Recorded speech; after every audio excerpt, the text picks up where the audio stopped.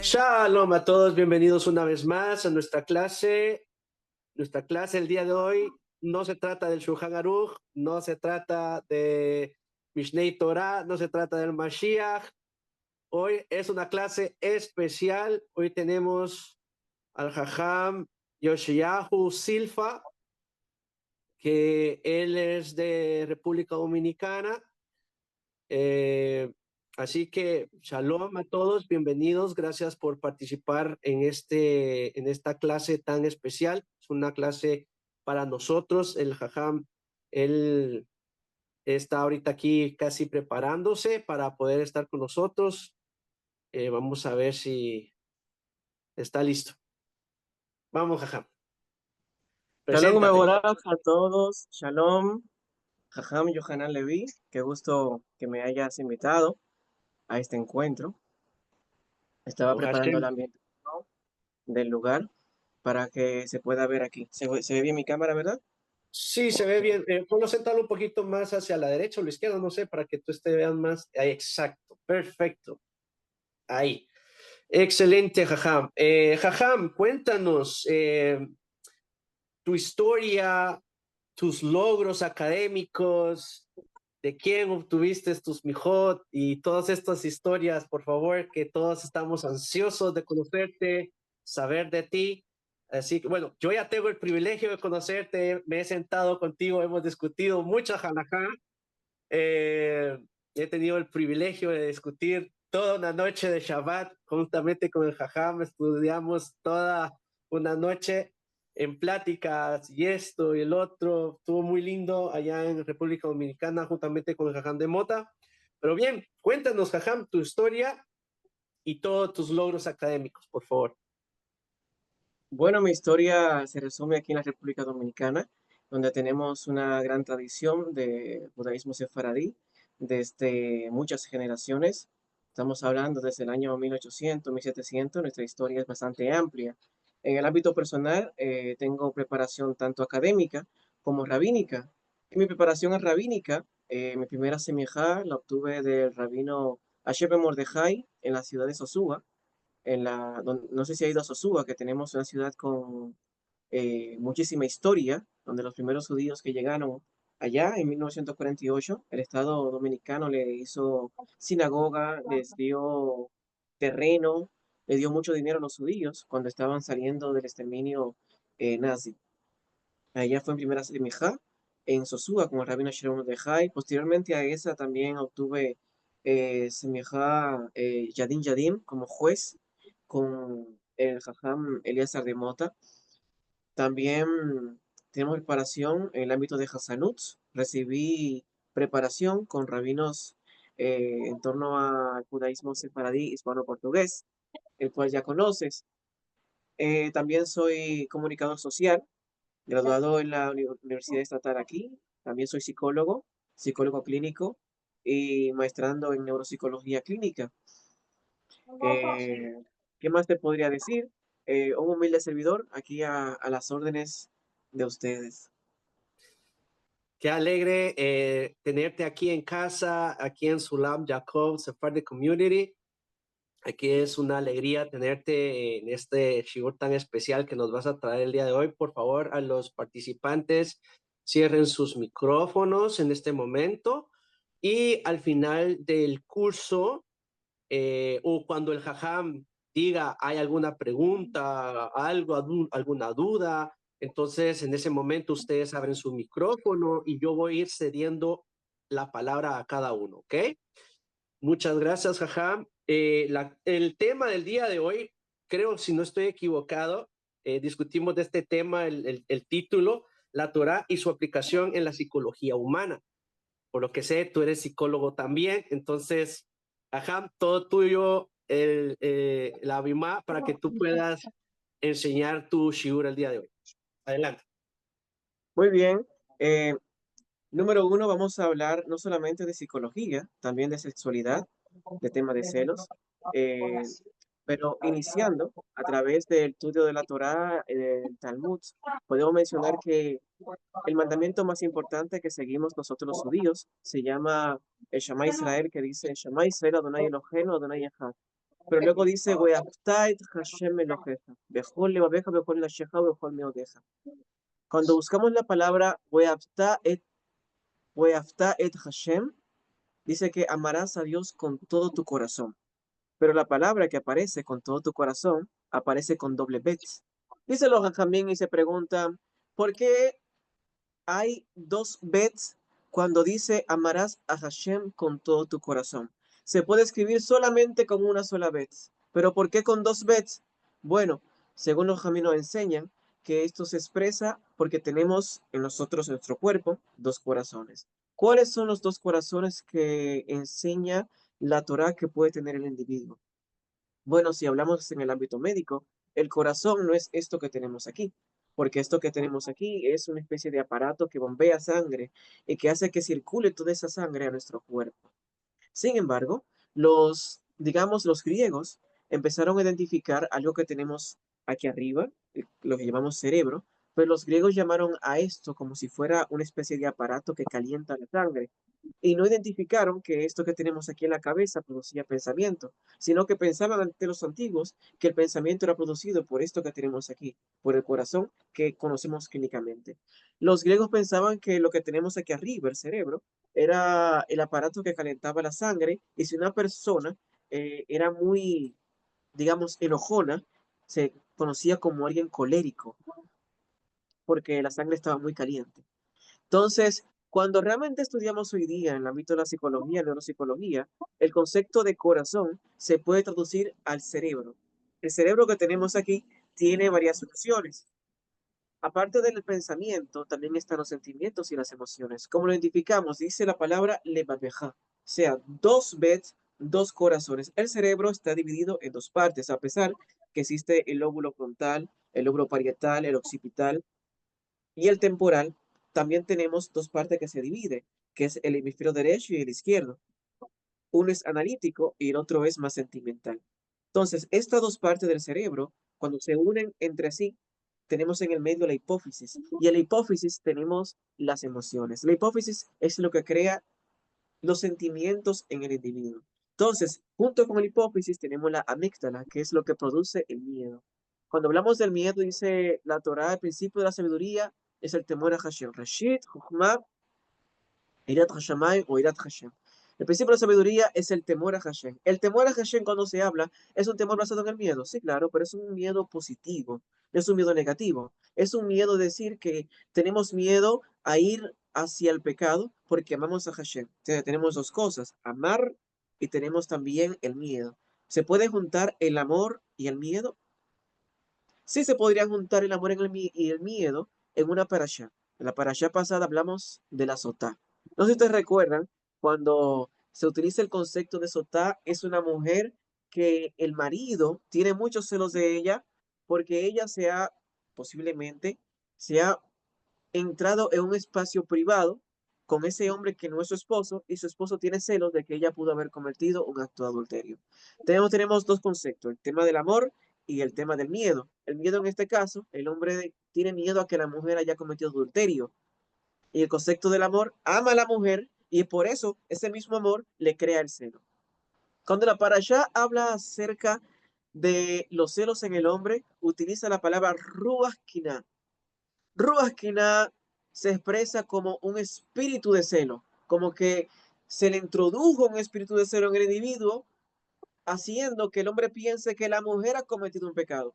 Cuando usted lee el tratado, el Masejet Sotá, en la página Gimel, establece que la mujer, si comete un pecado en privado o en silencio, al hombre se le envía una especie de espíritu de celos para que el hombre identifique que esa mujer ha cometido pecado y que esa mujer ya está prohibida para él. Obviamente, cuando estudiamos la Torah, si una mujer se encierra con un hombre en un lugar privado y comete un acto de infidelidad, entonces esa mujer es prohibida para el hombre. El hombre no puede tocarla.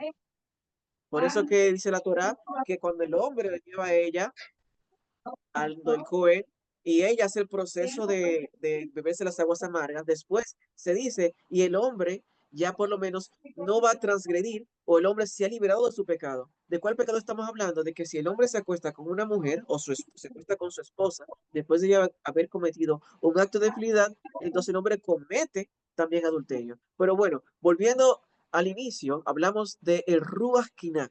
El Ruach Kiná se interpreta como el espíritu de celo, pero también habla acerca de otro Ruach, el Ruach Simá. El Ruach Simá se habla de un espíritu de inmoralidad, el espíritu de inmoralidad que hace impulsos en el individuo para cometer actos inmorales, actos en prejuicio, sabiendo esa persona que eso está prohibido para él. Hay un tercer Ruach que se llama Ruach Shetut. Y el Ruach Shetut es un Ruach de impulsividad. Y ese Ruach, según dice la Torá, o digamos el Masejet, establece que puede ser Hasatán que envíe este Ruach, o lo puede enviar Hashem. Pero ¿por qué se envía este Ruach? Bueno, este Ruach directamente representa el impulso sexual de la persona, haciendo que la mujer cometa el acto sexual. Sin embargo, si lo hablamos eso ya en el ámbito psicológico y en el ámbito real de este asunto, el Rambam, un hombre que fue bastante sabio, el mejor en su época, establece que cuando se habla el concepto de Ruach, Ruach es un estado de conciencia. El Ruach se interpreta como un estado mental, a pesar de que el Talmud nos enseña que el Ruach Kina se establece como un espíritu de celo.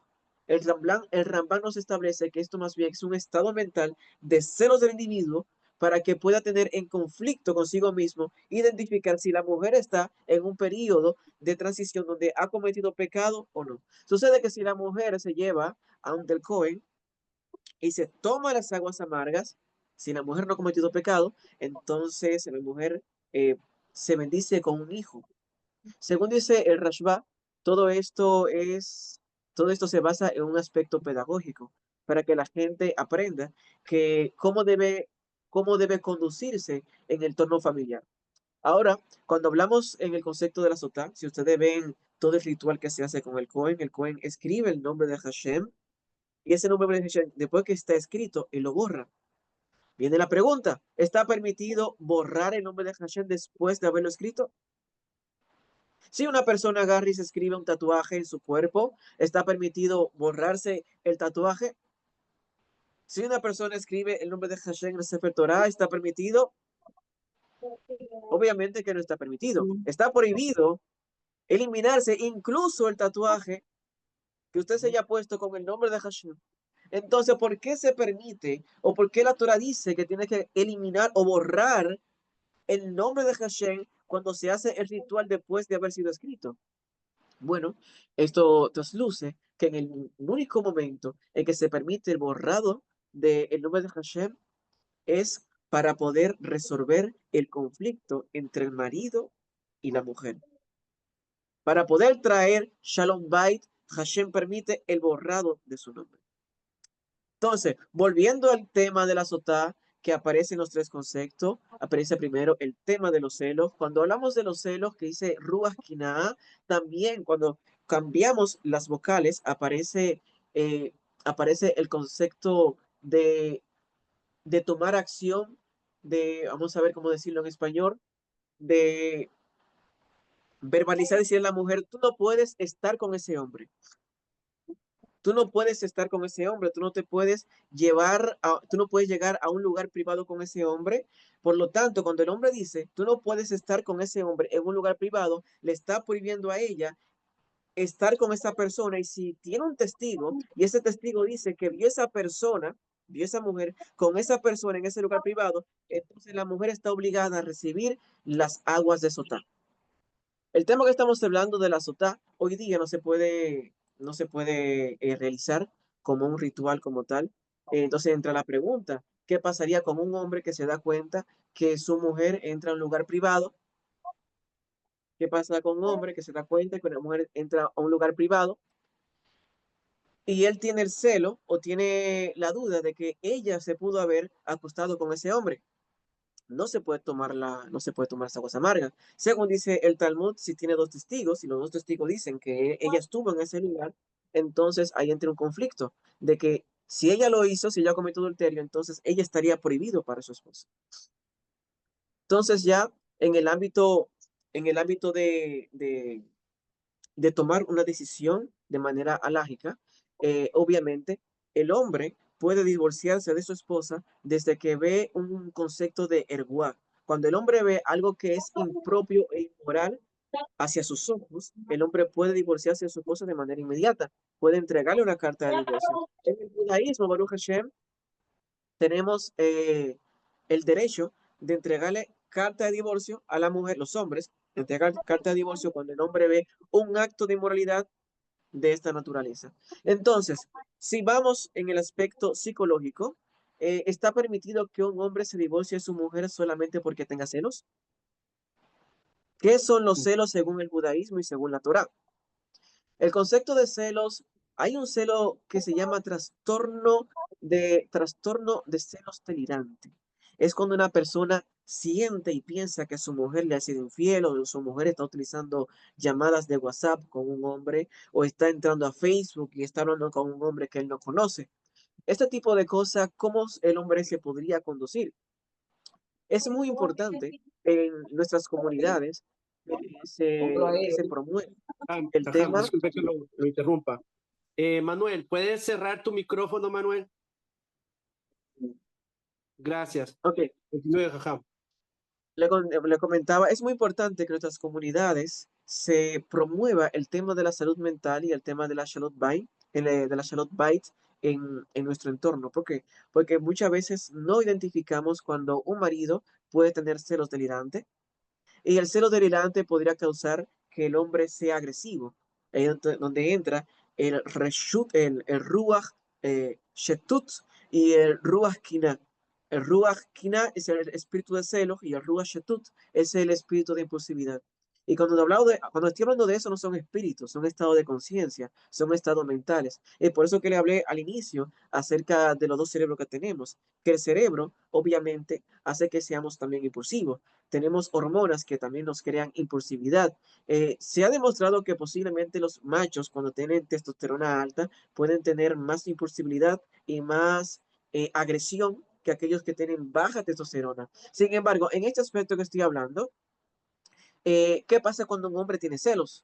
Y el hombre va hacia el rabino y le dice, jajam, tengo un problema con los celos, no sé controlarme. ¿Qué podría yo hacer en este caso? ¿Qué podría decir el rabino? Según mi experiencia, el rabino, lo más adecuado es que lo mande a hacer terapia psicológica y a terapia familiar, porque el tema de los celos es tan peligroso que incluso podría desencadenar un problema de depresión en el individuo. Ahora, cuando estamos hablando de un tema de inmoralidad, de que el hombre vea que su mujer está haciendo actos inmorales, ahí donde hablamos del tema del siniut. Nuestras mujeres son muy recatadas. Todas las mujeres judías es imposible que ellas vayan a un lugar privado con un hombre que no es su esposo. Ahora, hay temas que se sobreentienden. Por ejemplo, una mujer que vaya al médico, una mujer que tenga un ginecólogo, y siempre los ginecólogos tienen ayudantes detrás que le hacen el servicio. Pero cuando un hombre le dice a la mujer, ahorita le hablé acerca del KNA, cuando el hombre prohíbe a la mujer estar en un lugar prohibido, un hombre que dice, este señor que está aquí, fulano de tal, te prohíbo que tú estés con él en lugar privado, y ella va donde fulano de tal, a ese lugar privado, entonces hay un problema porque alágicamente ella debería ir a las aguas de Sotá. Pero en este asunto que estamos hablando es un hombre, o sea, en el tema actual, en el siglo XXI, donde no hay agua Sotá, donde no hay Cohen Agadol que establezca todo este proceso, un hombre, eh, para manejar estos temas de celo y tema de ira, un rabino como tal no podría resolverlo, sino que lo resuelve naturalmente un especialista de la salud mental. Entonces, el segundo punto, el tema de la inmoralidad, el tema del siniut y la mujer. Las mujeres, según la Torá, aparecen algunos temas de erguá. ¿Cuál es la erguá en la mujer? La erguá en la mujer es esta parte de aquí del brazo, esta, donde está el codo, del codo para abajo, está Ajá, disculpe, permitido. lo molesto. Solo para mencionarle a los chicos, herba es desnudez. ¿ok? En la desnudez, en este caso, como lo menciona, en este caso el Talmud, en la herba. Ok, adelante, jaja, perdón. Muy bien, exactamente. La erguá que estamos hablando, desnudez, se presenta cuando aparece la persona con el codo para atrás descubierto. O sea, en caso de la mujer, el codo para atrás descubierto o de las rodillas para abajo descubierto. Ese es el concepto que mayormente se ve en el ámbito judaico, pero también el erguá se podía interpretar en el ámbito filosófico judío de que la mujer no utilice ningún tipo de símbolo en su cabeza que diga que ella es casada. Entonces, digamos que la mujer, ella es casada y para el hombre es una prohibición de que ella salga de su casa sin ningún tipo de símbolo en su cabeza que le identifique a ella como casada. Entonces esto, la mujer sale y dice, yo no voy a utilizar nada en mi cabeza, a mí no me importa. El hombre sale a la calle, le crea un celo al hombre, le crea un celo al marido, el marido se siente impulsivo, no sabe cómo actuar. ¿Qué el hombre debería hacer en este caso? Hay un caso parecido que yo vi de una mujer que ella estaba acostumbrada en su comunidad a no utilizar ningún tipo de pañuelo. Luego se casa con un judío sefaradí de Marruecos y este judío sefaradí de Marruecos le prohíbe a ella que salga a la calle sin su turbante o sin nada. Entonces ella dice que no va a utilizar eso, porque eso no es mi jaboteno, eso no es ningún tipo de tradición de mis padres. Yo no recibí esa tradición y nosotros podemos utilizarlo. Entonces, fueron llevados al Betín y el Betín dice, ¿qué está pasando? Y dice el esposo, esta mujer no quiere utilizar el pañuelo, entonces me quiero divorciar de ella. ¿Cómo se procede en ese caso? Le quiero otorgar Entonces, gay. quiere otorgar divorcio. El divorcio en el judaísmo a veces se ve como de manera muy simple, de que el hombre puede entregarle el divorcio, la carta, por cualquier tema, por cualquier erguá. Incluso en el ámbito sexual, si hablamos de sexualidad, el concepto de erguá no solamente es desnudez, también es acto sexual, o sea, una conducta sexual. Una mujer que haga algo que el hombre vea como algo malo. Por ejemplo, el Talmud establece que si la mujer dice cosas sobre la sexualidad de su esposo, él la puede divorciar por eso. Un tema de erguá. Según el Zohar, está prohibido tener relaciones sexuales cuando la luz está prendida. El Zohar Ajá. acá 2 dice que no se puede tener relaciones sexuales porque está prohibido. Ujú. Pero ¿qué es lo que hace que esté prohibido tener relaciones sexuales con luz prendida? ¿Qué diferencia hay? O sea, si el sexo con luz apagada y con luz prendida, no hay mucha diferencia. Bueno, eh, según el Rambán establece, para que el hombre no vea una erguá en la mujer y por esta erguá le dé carta de divorcio. Entonces, cuando habla aquí del gua, no está hablando de algo inmoral, sino de una desnudez que él sienta que se afee a la mujer, que el hombre ve a la mujer y dice, esta parte de este cuerpo no me gusta, y por eso le voy a dar carta de divorcio. Bueno, una persona que actúe de esa manera tan impulsiva, no creo que esté muy bien saludable de su cabeza. Por esto es la razón que aparece en el Talmud y en el Zohar HaKadosh de esas insinuaciones de que no se puede tener relaciones sexuales cuando, cuando es de día o con una luz, para que el hombre no vea un erguá. Pero si lo vemos ya desde el aspecto más filosófico, que debería ser así, es que la mujer debe tener un recato o un siniut siempre marcado tanto con su esposo o dentro de la comunidad. Hay veces que actuamos de una manera liberal cuando no estamos al frente de nuestra pareja. Y a veces cuando estamos al frente de la pareja, somos los mayores jajamim, pero sin la pareja, somos los peores tal vez. Entonces, esta conducta en la Torah se llama Ruach Shetutz, la conducta de impulsividad sexual. Y en el caso de la inmoralidad, se llama Ruach Zima. Pero todo esto no lo traduzco como tema de Ruach, sino como un concepto, como le decía anteriormente, del estado mental. Y el estado mental, según la psicología, se traduce basado en el DSM-5. El DSM-5 es el manual de diagnóstico de psicopatología, donde dice, por ejemplo, que las personas que tienen una percepción distorsionada sobre la realidad como el caso de Ruga Shetut, es una mujer que ve las cosas como no son. Esta persona podría tener un tipo de esquizofrenia, pero yo no lo veo así. No lo veo como un caso de esquizofrenia, porque una mujer o un hombre que se conduce de manera inmoral lo está haciendo desde sus propios cabales, a menos que tenga un problema de trastorno de personalidad múltiple. Volviendo entonces al tema de la Torá, de Weafta et Hashem Eloheja, Bejol Leabejo Kol Asher Omer Modeja, Weafta et Hashem Eloheja, amarás a Dios con tus dos corazones. Los dos corazones que está hablando es el corazón basado en el raciocinio y en el corazón basado en la emoción. No solamente podemos amar a Hashem en el aspecto emocional. Yo sigo la Torah porque la siento. No, también tienes que seguir la Torah porque tú la entiendes. Por eso que el principal mandamiento al inicio de las 10 palabras dice, yo soy Hashem tu Elohim, que te sacó de la tierra de Misraim. Cuando inicia con ese concepto, es que el primer mandamiento y más importante en ese momento es que tú tienes que conocer a Hashem. No amarlo, sino conocerlo. Así es que Hashem entrega la Torah. Yo soy Hashem, Anoji, Adonai Eloheja. Yo soy Hashem que te sacó de la tierra donde tú eras casa de esclavitud. Después dice, y no tendrás otros dioses aparte de mí. Entonces, inicia la Torah diciendo que tienes que primero allegarte a Hashem a través del conocimiento y después a través de las emociones. Y es por eso que dice Hashem, amarás a Dios tanto Bejol Levabeja, tanto con la parte emocional como con la parte racional. Y finalizando, entonces, donde integramos los dos conceptos del amor y del odio, que le dije con el tema de la sotá, del hombre que ama a su mujer, pero tiene una especie de odio en su corazón, porque ese odio le crea celos. Entonces, digamos que el odio en este caso, cuando vamos a Hashem, se basa en el tema del temor, Irat Hashamay, y es lo que nos permite abandonar el pecado y no acercarnos a él. Y el amor a Hashem es lo que nos apega a la Torah y a cumplir los mismos. Besar a Hashem. Si tienen algunas preguntas sobre este tema. Preguntas, chicos, abran micrófonos. Si tienen preguntas, empiece el primero. Bueno, voy a empezar por Lea. ¿Tiene preguntas, Lea?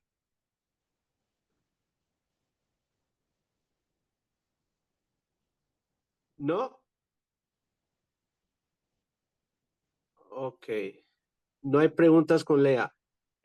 Manuel, ¿tiene preguntas? Chalón, tenía la sensación que me iba a preguntar que si tenía Claro, preguntas. No, me iba quedando atrasada un poco cuando Jan estaba hablando del Roal Sheltut, pero volvió y repitió y pude tomar el apunte.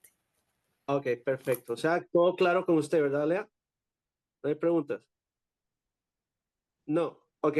Manuel, ¿tiene preguntas? Manuel, ¿tiene preguntas?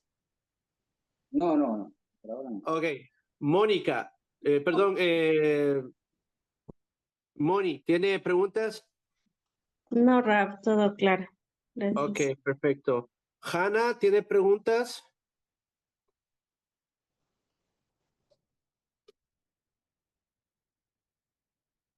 Hanna, ¿no?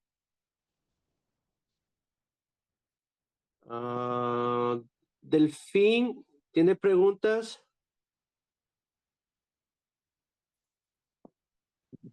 Todo muy claro, Rab. Todo claro. Margarita Batista, ¿tiene preguntas?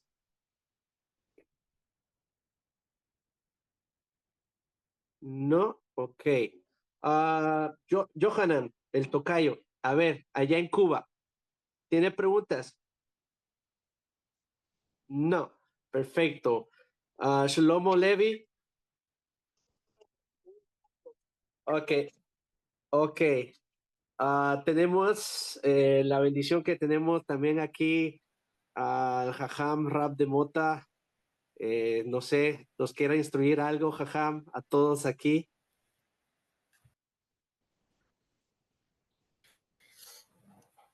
Rayo Hanan, quiero hacerle una Sí. pregunta. A ver. Por ejemplo, acá en una comunidad en España, la comunidad, ninguna de las mujeres se cubre la cabeza. No se cubren la cabeza. Yo a veces, de la comunidad del Radmoshe, y a ellos les llamó la atención que yo, siendo soltera, me cubría la cabeza. Entonces yo le dije a él que yo sí me cubría siempre, tanto para estudiar y la mayoría de veces al salir a la calle.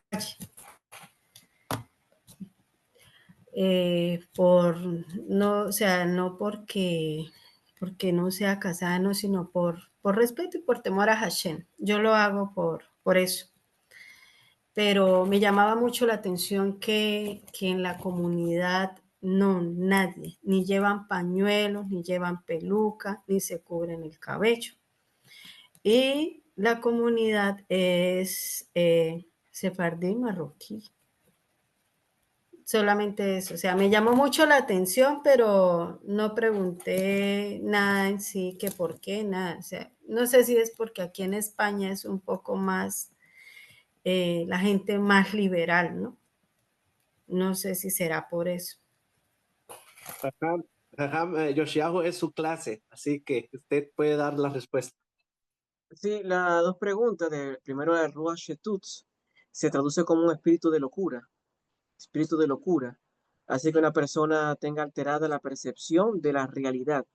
Eso se puede traducir en el ámbito de la psicología como la esquizofrenia. Una persona que ve las cosas de manera distinta a como debería percibirla. Según los Jamín entienden o proponen en el Masajet Sotá, tratado en la página Gimel, que la mujer, cuando hace una acción de irse con un hombre a un lugar privado que no es su esposo, teniendo ella la prohibición previa de su marido, es porque ella tiene un Ruach Shetut, o sea, es un espíritu de locura, porque no se entiende por qué ella está actuando así. Una mujer judía no actuaría de esa manera, porque obviamente las mujeres judías tienen el Mifá Boteno, tienen tradición de sus padres, de la cual deben tener un siniut, tanto con el esposo o sin el esposo. Entonces, el espíritu de locura, los Jamín Sefaradim lo han traducido a eso como un estado de conciencia donde la mujer actúa, pero de manera inconsciente. Ella está actuando no según sus principios. Entonces, hay que traducir a ver por qué esta mujer se conduce de esta manera. Sin embargo, la halajá no estudia el por qué la mujer se conduce de esta manera. Lo que se estudia es qué se debe hacer cuando la mujer actúa de esta manera. Entonces, el principio que estoy estableciendo aquí es estudiar más bien por qué la mujer se conduce así y no de ir directamente a hacer una especie de juicio después que la mujer tiene el acto inmoral de ir a un lugar donde su esposo no está presente. Entonces, ya finalizando con la pregunta, si el Ruach Shetutz se basa en un espíritu de locura, pero en este caso es un estado de conciencia alterado. ¿Qué podríamos decirle? Podría ser eso, podría ser un estado de conciencia alterado, o tal vez la mujer está actuando de una manera inmoral, que es donde entra el Ruach Simá, un espíritu de inmoralidad. La mujer actúa ya de manera inmoral, algo que no se ve dentro de nuestras comunidades. Y obviamente una mujer que entre en un lugar así es prohibida para su esposo. Una mujer que cometa algo de adulterio, la mujer es prohibida tanto para su esposo, para el hombre que cometió adulterio, para el Cohen Agadol y también para recibir la teruma. Aunque el pasaje solamente habla para el marido, para el Cohen y para la teruma, también se le agrega que la mujer también es prohibida para el hombre con quien cometió adulterio.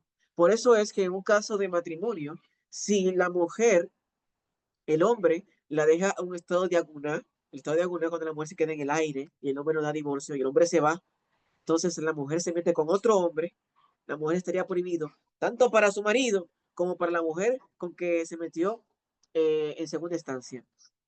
De eso, entonces tenemos claro el tema de Ruach Shetut, el espíritu de locura, que podría traducirse en este caso como una especie de esquizofrenia, una alteración de la conciencia. Según el segundo punto, el tema del Sinut en comunidades, nuestros también establecen que debemos seguir la costumbre del lugar donde estemos. O sea, si la costumbre en ese lugar, bueno, depende que no sea algo de tacaná o de alajá, si es algo de, por ejemplo, el tema alágico de comer cerdo. La comunidad donde yo asisto, la gente come cerdo porque lo interpretan como que eso es algo espiritual, lo simbólico, como algunas corrientes más reformadas, y eso será prohibido. Pero el tema ya de miajá, de ponerse el pañuelo, eh, se podría, se podía crear distintas interpretaciones, depende del lugar donde se encuentre. Porque recuerda que hay países, por ejemplo, los países árabes, el hombre usa turbante o usa un gorro más grande. En los países que son un poquito más reformados, usan una equipa pequeña. Eh, si la mujer usa un turbante estando soltera, es un problema. Es un problema si ella quiere casarse. Porque si estás buscando novio, entonces, ¿quién te va a enamorar? Ah, la gente va a preguntar, ¿esta mujer está casada o está soltera? ¿Tiene novio por WhatsApp o por Facebook? Eh, y Ya te lo había las mencionado, mujeres, Valeria, pero te lo vuelven a repetir otra vez. entonces, las mujeres que están casadas le crea un celo. De decir, esta mujer estando soltera, debería estar casada porque está soltera. Primero dicen, ¿por qué está soltera? Hay que buscarle novio. Y segundo, aparte de que está soltera, usa pañuelo. Este es el asunto que podría crear una especie de celo dentro de las mismas mujeres que están ahí. Y para romper ese espíritu de celo, ese ruasquiná, yo creo que lo más adecuado sería no usar el gorro, no usar el pañuelo. Pero claro, nadie puede interferir en tu libertad. La libertad es tuya y nadie puede entrar en ese entorno. Hashem ama la libertad y por eso nos sacó de Misraim. Sin embargo, hay que entender que si el lugar donde estemos tenemos opresión de las personas por nuestra propia libertad, entonces no sería una libertad del todo. Estaríamos todo el tiempo batallando con nuestras mismas personas que están alrededor nuestro y esto puede crear ansiedades, puede crear tal vez algún tipo de depresión baja, leve o moderada. Eh, para finalizar, el tema del sinuts, en las mujeres casadas, en las mujeres solteras, perdón, no aplica para el cabello, no aplica en el ámbito tradicional, y usted lo sabe. Eh, en el caso de las casadas, aplica, pero ya en este caso hay muchos tipos de interpretaciones porque hay mujeres que usan peluca, hay mujeres que usan incluso hasta trenzas. Hay muchas formas de interpretar este tipo de tradición, de por lo menos tener algo simbólico en la cabeza. Porque es el asunto, tener algo simbólico en la cabeza. Pero si las mujeres donde estamos no utilizan eso, no somos nadie para poder cuestionarlo. Ellas tienen su tradición y hay que dejarlo como está. Con la veniencia del Jajam Rab de Mota, con su permiso Rab, quiero dar y con el permiso del disertador de este Shiur, el Jajam Yoshiahu Silfa, voy a dar podemos decir, los Mekorot, donde pueden ustedes encontrar esto. Minha Torah está escrito en Bamidbar 5, Perek 18, donde dice, y deberá cubrir la cabeza de la mujer. Entonces, ¿a qué se refiere esto? En este caso lo menciona en el Masejet Ketubot 72, en el Talmud Babli, donde dice, descubrir la cabeza de la mujer es una provisión de la Torá, como está escrito. Él deberá cubrir la cabeza de la mujer, como dijo Rabbi Ishmael. Rabbi Ishmael mencionó, ¿qué dice Rabbi Ishmael? Esto es una advertencia para las mujeres judías, para que no tengan sus cabezas descubiertas en público, ¿ya? Entonces, la primera prohibición en este caso nos menciona, dice, está prohibido recitar Dabar Shem Kedusha, en este caso, palabras sagradas y santas, por ejemplo, cuando está rezando el Shema Israel, por ejemplo, en este caso, a plegarias mientras observa, en este caso para un hombre. Para un hombre, o sea, no puede decir Dabar Shem Kedusha. Igual una mujer no puede decir Dabar Shem Kedusha. Pero en este caso estamos hablando que una mujer que ya está casada se sujeta a su esposo y por ende el hombre está sujeto a Kadosh Baruj Hu, pero el hombre no está sujeto a cubrirse. no está establecido en la Torah, ¿sí? Solamente cuando va a decir Davar Shem Kadush. Entonces, las mujeres solteras con este aspecto, de acuerdo con algunas autoridades sefardíes, las jóvenes solteras deben estar por lo menos cubrir su cabeza cuando pronuncie el nombre de Hashem, solamente para Davar Shem Kedush. Y así lo menciona en este caso Yashkil Avid 269. Y con respecto al Sniut, a lo que menciona el Jajam Silfa, existen dos aspectos respecto a este asunto. De la obligación de la mujer casada de tener cabello cubierto. Esta es una obligación para una mujer que está casada. Existe la obligación en la mujer, existe la obligación de la mujer de no exponer su cabello en otro hombre, que no sea su esposo, ya que esto se le considera que como desnudez, como está escrito en Shir HaShirim. Shir HaShirim menciona sobre los cabellos de la mujer, que parece es excitante para el hombre. ¿Sí? Entonces, y así también tiene la responsabilidad de asegurarse que la manera en que cubra su cabello permanezca dentro de los parámetros del recato. O sea, no vamos a hacer como hacen algunas sectas, podríamos decir en este caso, dentro del judaísmo, que se cubren como que si fuesen completamente hasta la cara, el rostro. Eso está más allá de la halajá. Pero en lo oportuno, que la mujer debe por lo menos cubrir su cabeza y puede descubrir hasta sus orejas, pero no hasta cubrirse las orejas. O sea, va a depender también de estas cosas. Ahora, prendas de vestir, y ya sabemos que las prendas de vestir, y como dice en este caso el Jajam Silfa, va a depender también cómo las mujeres judías se visten recatadamente, no andan exponiendo su cuerpo es para su esposo. Y si es soltera, debe ponerse vestidos de recato para no provocar en este sentido. Entonces, este es parte de mi punto de vista. Jajam de Mota, adelante. Antes de mencionar, Jajam, sabes que tenemos una ley que se basa que la ley de la nación donde uno vive es la ley. Lo mencioné. Hoy día tenemos, a ver, eso sí. hoy día tenemos en el mundo contemporáneo, las mujeres están más libres.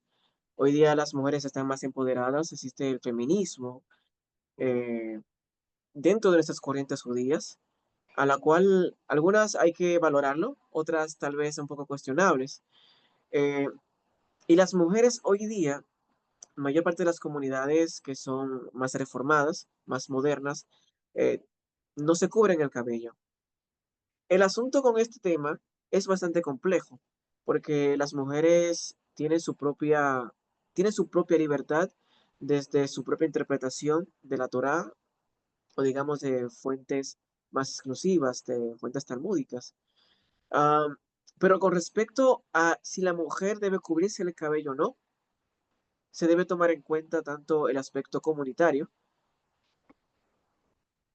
En primer lugar, porque una mujer que se cubre el cabello en una sinagoga donde todas las mujeres no se lo cubren, ¿qué esto repercutiría?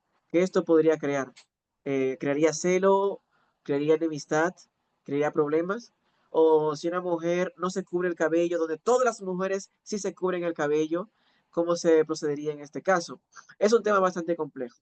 En el tema de las mujeres solteras, que se cubran el cabello en lugares o comunidades donde todas las solteras no se lo cubren, es bastante también cuestionante en este caso, porque el tema que estamos hablando es que el mundo evoluciona y también así la Torá también puede evolucionar. Y la Torá puede manejarse incluso hasta mucho mejor que siglos pasados. El judaísmo y los judíos han permanecido hasta hoy día porque han sabido adaptar todo esto, han sabido adoptar los temas alágicos. Entonces, cuando hablamos del tema de la mujer, es bastante complejo, porque cuando hablamos del erguá en la Torá, el erguá es más aspectos simbólicos que aspectos físicos, es aspectos conductuales. Cuando hablo de un erguá, o sea, de algo inmoral, la desnudez es una conducción, Porque cuando tú lees en la parashá que dice el hombre no se llegará a su suegra ni a su cuñada, aparece el tema de la erguá, pero la erguá no se interpreta como desnudez en sí, sino la conducción del acto inmoral. Entonces, el acto inmoral tiene muchas formas de interpretaciones hoy día, que podríamos decir que si hablamos del tema de Siniún, de solamente aflorarlo a una cobertura en la cabeza, sería bastante complejo. Y más con el tema de, como te decía, de las mujeres y su libertad que tienen propia de conducencia. Entonces, para esto deberíamos invitar a una rabina a ver que exponga su punto de vista de cómo se sienten las mujeres usando un velo y no usando el velo, usando el turbante y usando el turbante, porque incluso hay mujeres que se ponen equipa. ¿Por qué una mujer se pondría una equipa en la cabeza? ¿Qué le hace a ella usar eso? Entonces el tema del tema de la libertad, número uno, de sí mismo.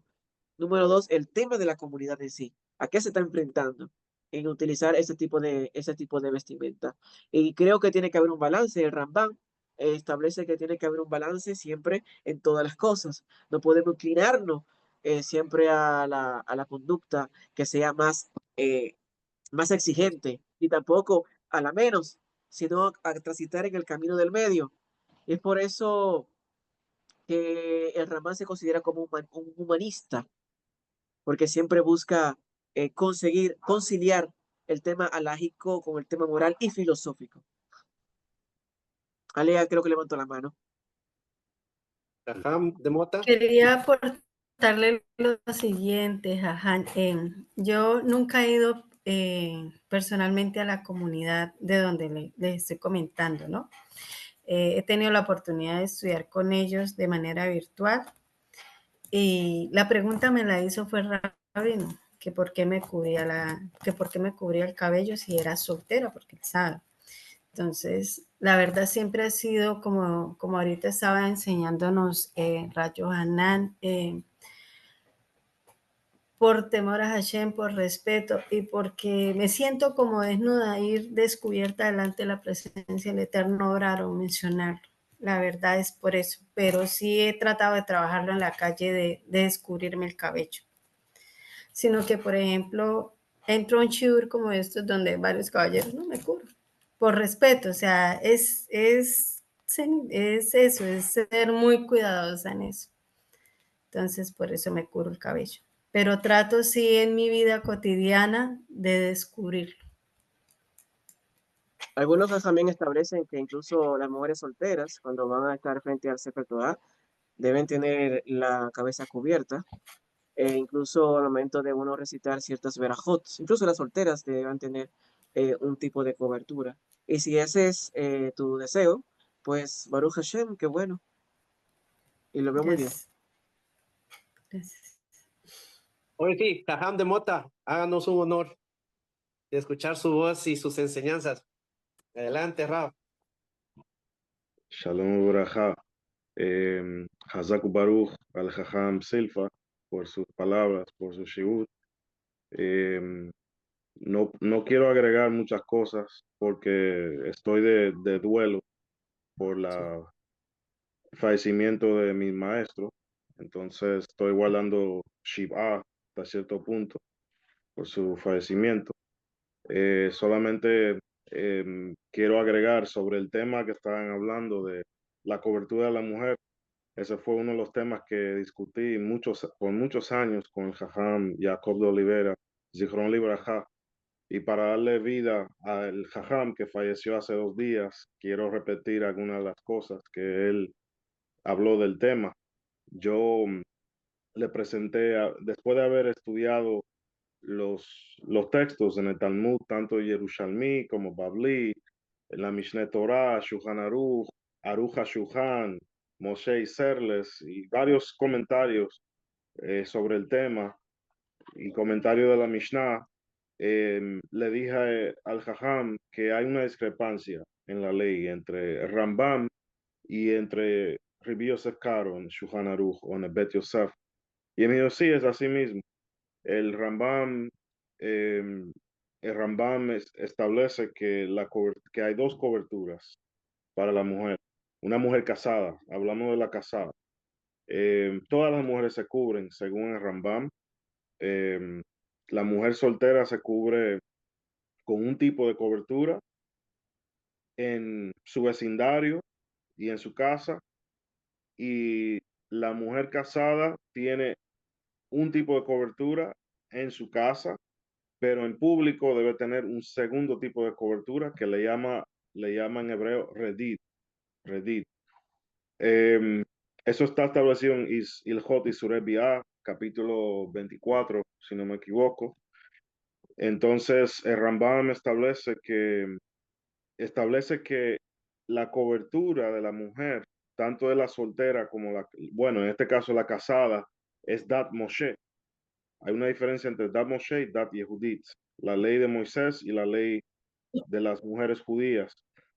Entonces, por otro lado, tenemos Rabbi Yosef Karo, que en Bet Yosef explica que la cobertura de la mujer en general es Dat Yehudit, lo cual implica que, como dijo el Jajam Silfa, que tiene que ver con la costumbre de la comunidad. Entonces, aquí tenemos dos interpretaciones de la ley.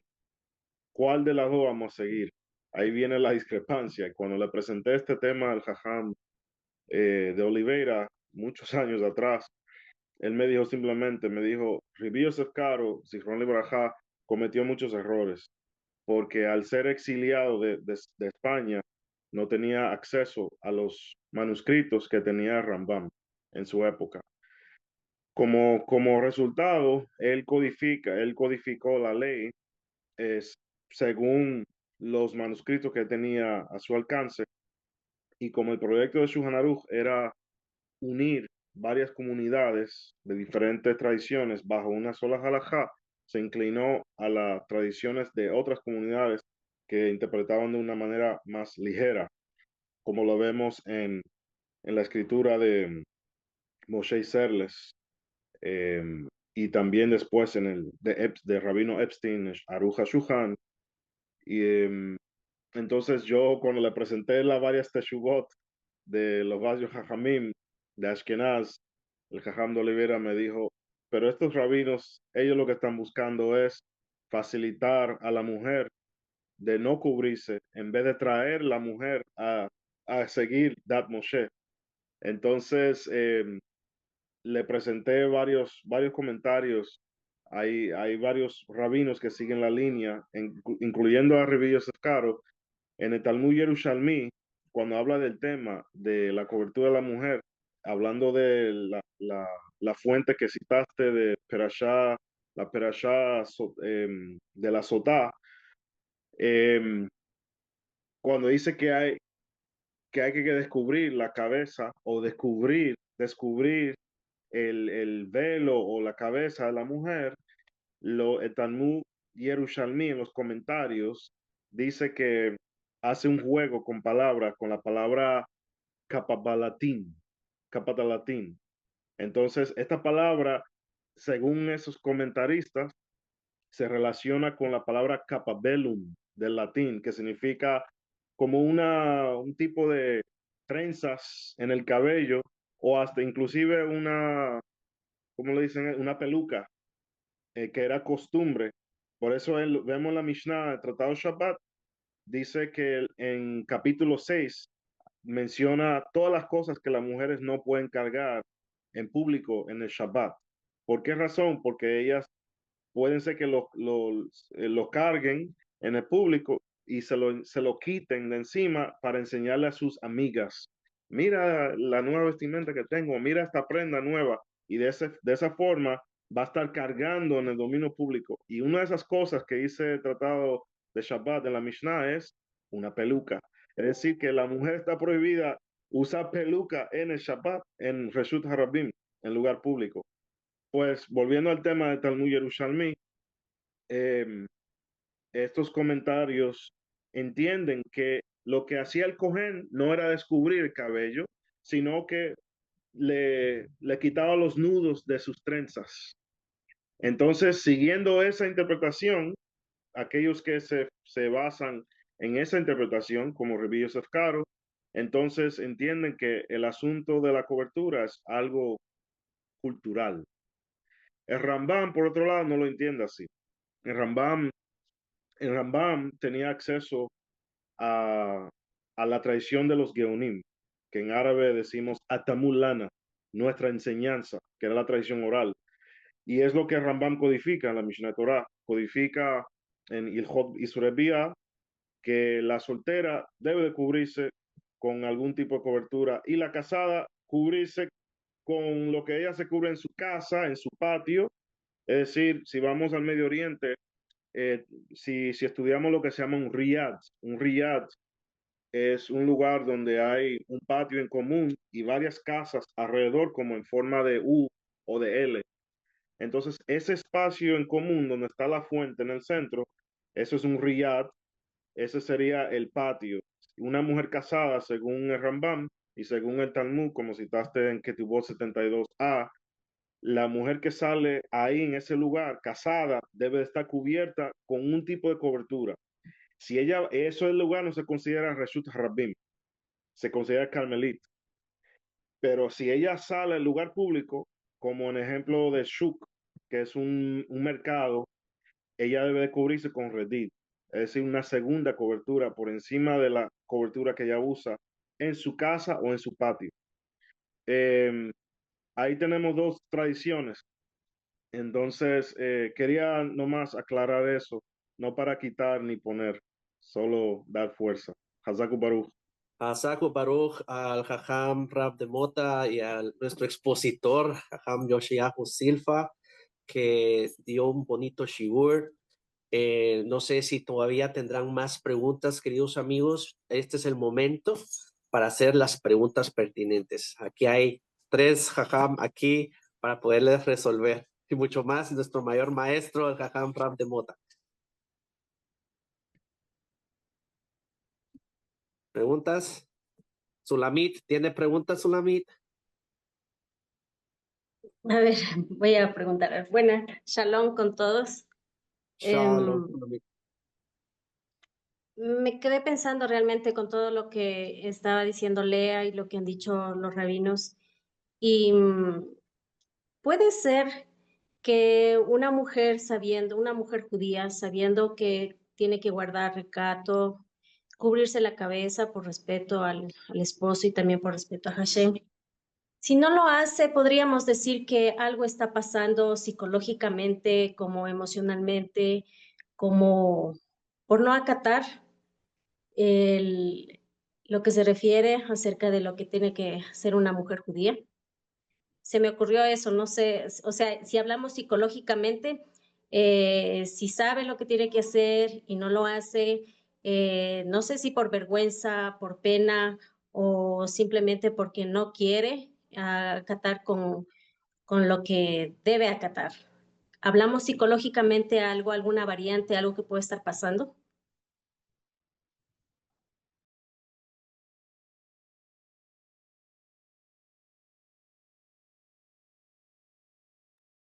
No se escucha, Rab Yohanan.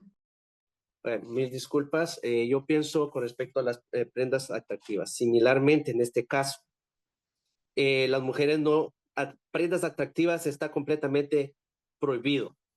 Es una prohibición por cuestiones de tzniut, como hemos hablado. Y mucho más las exageradamente atractivas. Pues pueden llamar a la atención de otros hombres. Y aquí entra lo que mencionó Jajam Silfa.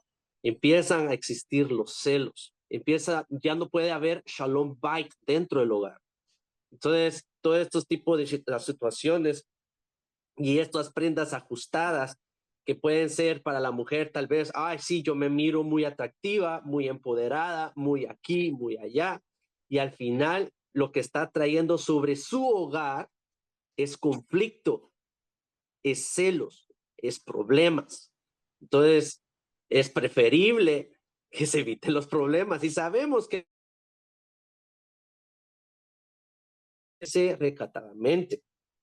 Ahora bien, hay ciertos tipos de sombreros, hay ciertos tipos de coberturas que son también demasiadas atractivas o llamativas, podríamos decir, que en vez de ser un bien para ti, también puede ser un mal para ti, en este caso para una mujer. Por ejemplo, aquellos sombreros de multicolores y es una situación que te va a traer causa de problema entre tu hogar.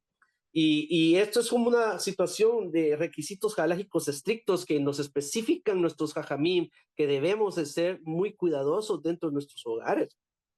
Ahora, en la opinión, y me baso en la opinión del rabino del jajam Obadiah Yosef, y en este caso dice, según el rabino Yosef, está prohibido que una mujer casada salga al dominio público cubriéndose su cabello con peluca.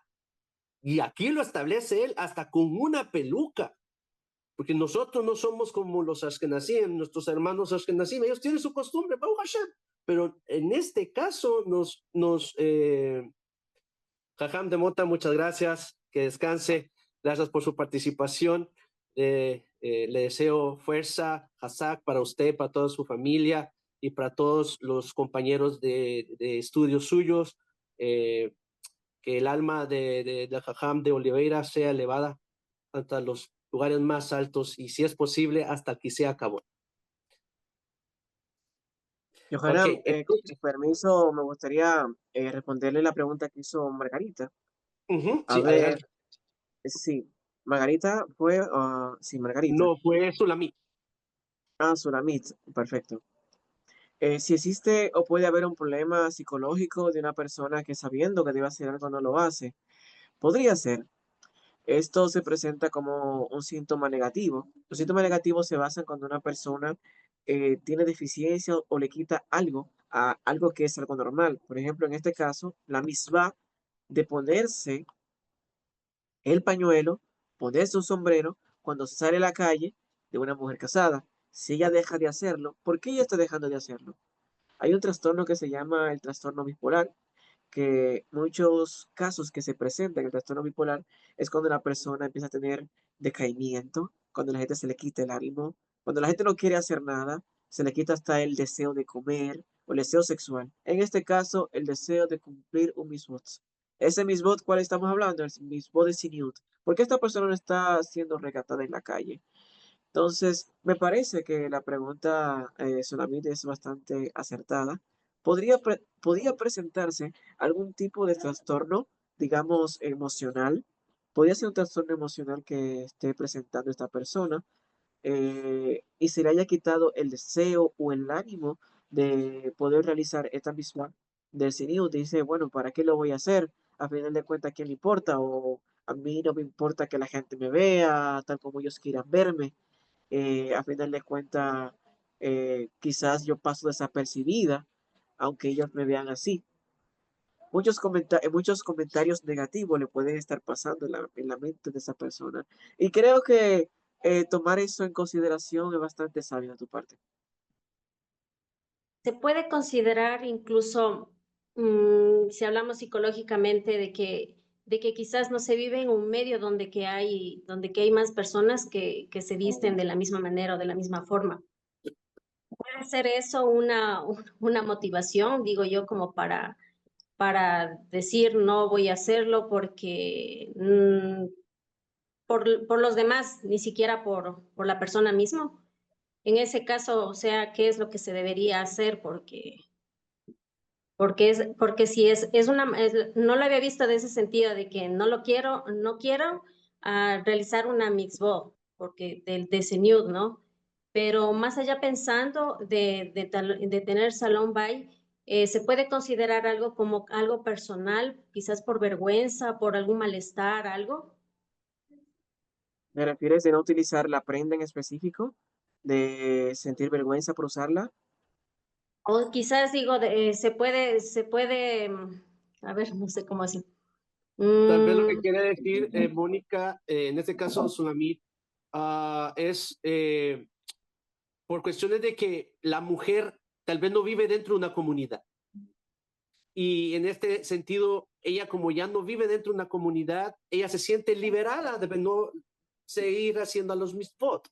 Entonces, por eso es tan importante, y aquí lo quiero hacer muy el hincapié, de que cuán importante es estar en una comunidad para no obtener, en este caso, como nos lo dice en como está escrito en Vaikra 18, Perec 3, que dice, no deberá seguir las maneras de las naciones. Por ende, eso tenemos que ser un poquito bien puntillosos en estos asuntos, ir a la sinagoga, congregarnos, estar en comunidad es muy importante. Entonces ahí es donde aprendemos, ahí es donde vivimos nuestro estilo de vida como judíos. Pero si ponete un ejemplo, Hashpe Shalom, dice, ok, no me importa, me voy a otra ciudad, no hay judíos, te va a pasar lo mismo de Lot. ¿Qué pasó con Lot? Lot se le consideraba un sadik porque aprendía de su tío Abraham Avinu. ¿Y qué pasó? Se fue a las otras naciones, se asentó en otro lugar, quiso separarse de su maestro. Y al final, ¿qué fue? Él era juez dentro de esa ciudad, era justo dentro de esa ciudad, pero no era tan justo que digamos. Aprendió cosas que no tenía que aprender. Eso es muy importante. Jajam, aquí de este lado de Cuba tienen una pregunta. Adelante, abran los micrófonos. Vamos.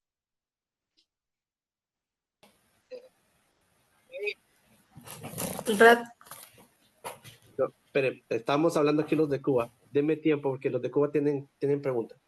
Adelante. Se le corta el video. Sí, pues sí, te escuchamos. Vamos. Sí. En sí es aclaratoria, importante porque toda Rabá a Jajam por ese shishur tan bueno, de mucha fuerza, ha incluido mucha alajá, Baruch Hashem, pero hay algo que él menciona a lo que a mí quiere es la primera. Cuando el Jajam no está diciendo una mujer cubre su velo, cubre en primer lugar por un problema que pueda tener en la intimidad con su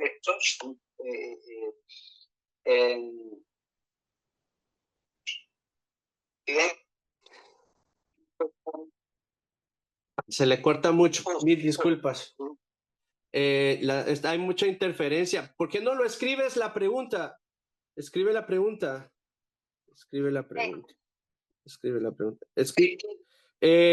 Johanan, escribe la pregunta mejor. Escríbela. Manda la pregunta y se te manda la respuesta porque está haciendo mucha interferencia. Más preguntas acá para terminar la clase, chicos. Rat, quería aportarle algo a la pregunta que hizo Sulamit. Pensando, ¿no?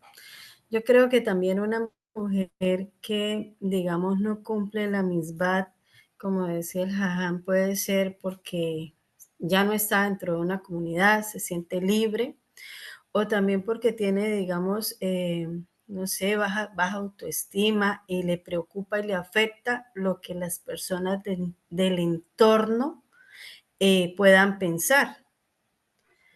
Tiene alguna inseguridad y siente vergüenza, o sea, tal vez debe tener algún trauma, tiene que tener alguna situación psicológica de la infancia, porque pueden ser miles de cosas para que se pueda presentar de que una persona, sabiendo que es una misbot y que estudia Torah, que sabe que hay unas, digamos, unas normas de Señut que hay que cumplir, no lo haga. Entonces, yo considero, sin ser psicóloga, pienso para mí que puede tener un trauma, puede tener baja autoestima, y eso no quiere, y el autoestima nada tiene que ver con el feminismo, o sea, totalmente muy aparte. O sea, desde el sí como mujer, porque yo me siento empoderada con mi teacher. A mí no me da vergüenza usarlo. Traté de empezar de retirármelo en la calle por seguridad, porque es que se nota cuando una mujer es judía, Y se nota la diferencia con las mujeres musulmanas. Y aquí hay mucho musulmán.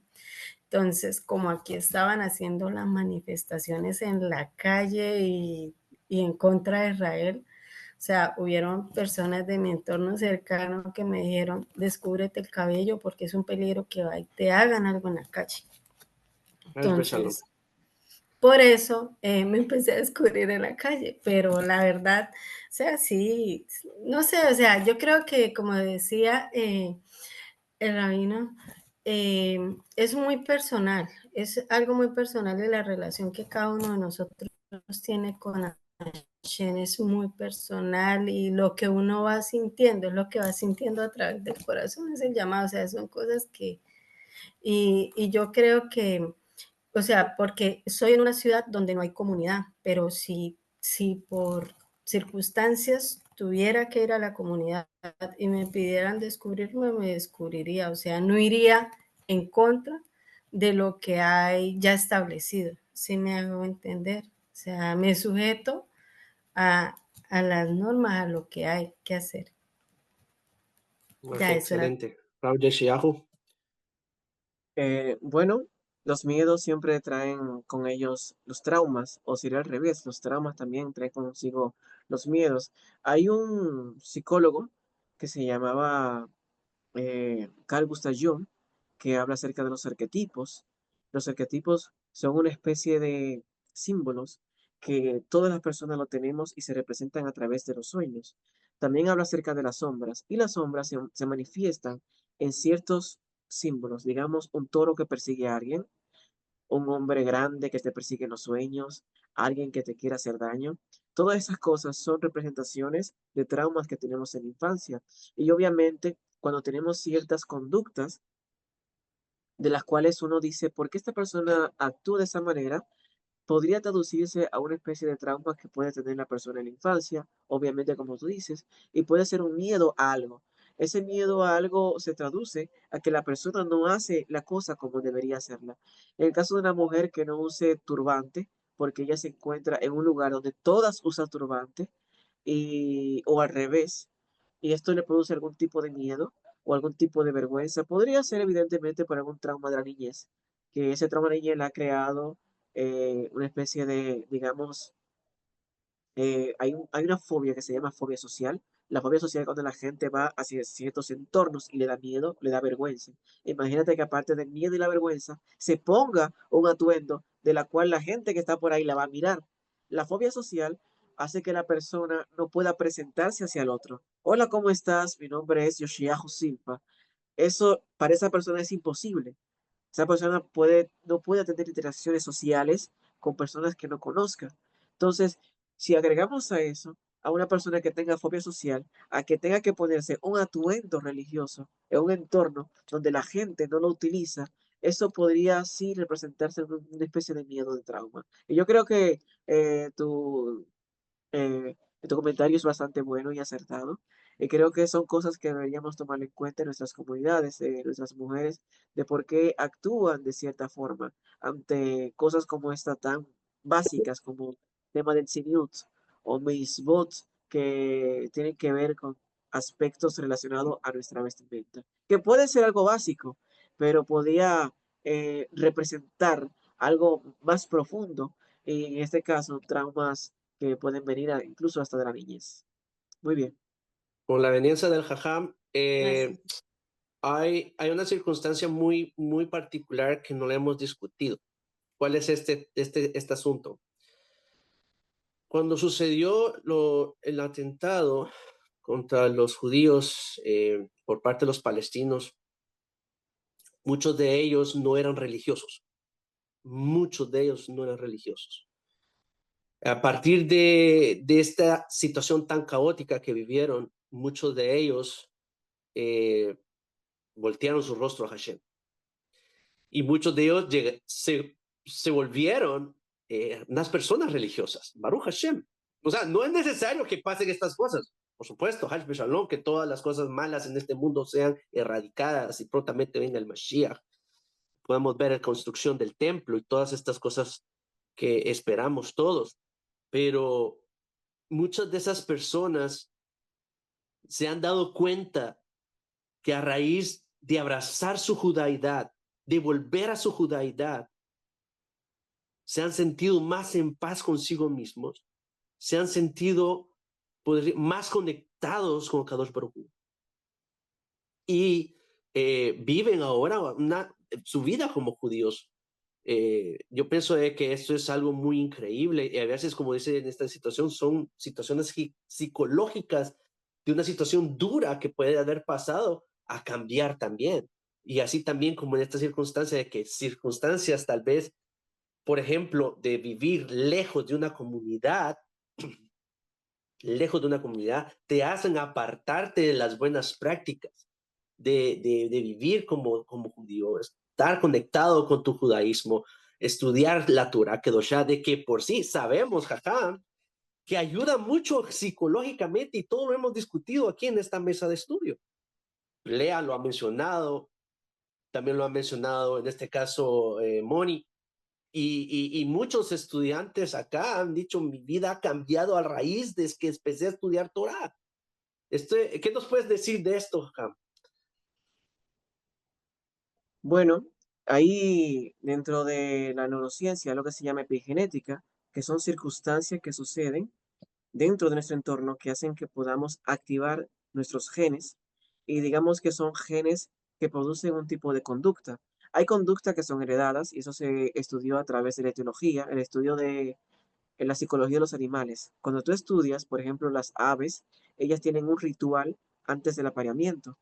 Ese ritual que ellas hacen, el macho entra al agua, baila con la hembra, le da vueltas, brinca, abre las alas y todo ese ritual, todo eso no fue aprendido. Todo eso es puramente recibido por sus genes que tuvieron de sus padres.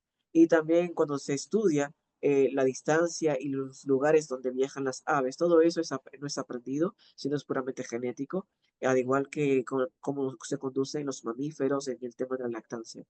Igual que en el tema de la impronta, cuando las aves ven por primera vez su madre, que la persiguen todo el tiempo. Entonces, el tema de la epigenética es que hay circunstancias que activan nuestros genes y esos genes que producen una situación conductual, digamos que nuestros antepasados, en este caso eran judíos que no son observantes, pero sus padres o sus abuelos o sus tatarabuelos o tal vez 10 generaciones antes sí eran judíos observantes. Entonces, ese tipo de gen que tiene una carga conductual hace que la persona se apegue a la Torah y empiece a seguir los misbot de manera como que si siempre lo ha hecho. Eso también sucede con algunas cosas que comemos. Tú sabes que la alimentación es muy importante y hay alimentos que crean cierta epigenética, hacen que tengamos cambios conductuales. Y esos cambios conductuales podrían hacer que la persona sea o más inclinado a seguir la Torah o menos inclinado a seguir la Torah. Entonces, estos cambios conductuales pueden estar manifestados a través de circunstancias que nos suceden. Y eso se ve en el tema de los anusim. Las personas que son descendientes de los anusim, que sus padres tal vez son cristianos de católicos o tal vez protestantes o musulmanes, y luego se dan cuenta y dicen, vaya, vi algo, vi un video, escuché un shofar, vi un hombre con una kipá, y eso como que me inspiró a preguntar. Y cuando empieza a preguntar, esas preguntas le hacen eco, y luego empieza a soñar y a sentir cosas. Yo tuve un mensaje de una mujer que me escribió por correo, que me dice que empezó a tener sueños de palabras como Sukkot, escuchó una trompeta, que escuchó guardar Shabbat. Entonces, todas esas cosas que nos suceden, que vemos, que por primera vez escuchamos, por ejemplo, la palabra circuncisión, pero los padres de esa persona son cristianos, circuncisión, y la circuncisión le hace un eco con el tema de judaísmo y la persona empieza a seguir la Torah o empieza a descubrir su judaidad que tuvo de sus antepasados, se basa en puras circunstancias que se traducen en el ámbito epigenético, ¿sí? Circunstancias que suceden en nuestro entorno y nos hacen despertar. Sucede que en la Torah nos enseña que cuando se entregó en Matán Torah, todas las almas del mundo estaban ahí, todas las almas, las que fueron creadas, todas las que fueron creadas, tanto nosotros los de generaciones pasadas como de generaciones futuras. Entonces, ¿qué podemos interpretar? Que en algún momento nosotros recibimos la Torá, a pesar de que no estuviéramos presentes. Y como la recibimos espiritualmente, en este tiempo algo tiene que desencadenar un proceso para tener un despertar. En este despertar, ¿qué viene siendo? Nosotros nos damos cuenta de que tenemos que seguir la Torá a través de algo. En el caso de los Anusí, un video. O tal vez leyeron en la Biblia, o tal vez se contaron con un rabino o con un amigo que le habló acerca de la Torá. Y esto lo hizo a ellos a empezar a seguir la Torá y a utilizar los turbantes de lo que estamos hablando ahora. Qué bonita Esto exposición, es, Jajam. Asaku eh, Baruch. Espero que les haya gustado esta clase, chicos. Ya nos pasamos más de la hora. Estuvo muy lindo el shiur, Jajam. Muy especial. Esperemos que volvamos a hacer más videos contigo en otros temas. Ya sabes, Sulam Jacob Sephardi Community es tu casa. Cuando tú quieras aquí visitarnos en Florida, estás cordialmente invitado. Igual en las clases estás completamente invitado y estoy a la orden si tú necesitas también que te colabore en otros videos. Así que nos despedimos cada uno de nosotros. Shalom, nos despedimos a cada uno. Espero que todos estén felices por este shiur. Y bueno, Laila Tov, Lehitraot. Gracias, Jajam, Yoshiahu Silfa. Nos despedimos.